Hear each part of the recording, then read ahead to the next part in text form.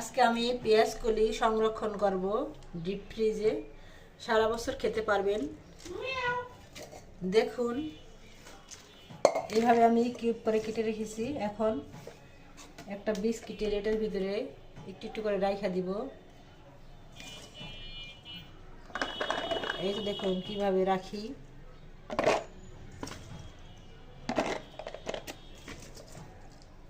এইভাবে সবগুলো একটু একটু করে রেখে দিব। এটা ডিপ ফ্রিজে রাখলে বরফ হলে বরফটা পানির ভিতরে ভিজিয়ে রাখলেই এটা গলে যাবে, তখন সব কিছুর ভিতর দিতে পারবেন। পিৎজা, ভাজি, মাছ, গুঁড়ো মাছ, সবজি।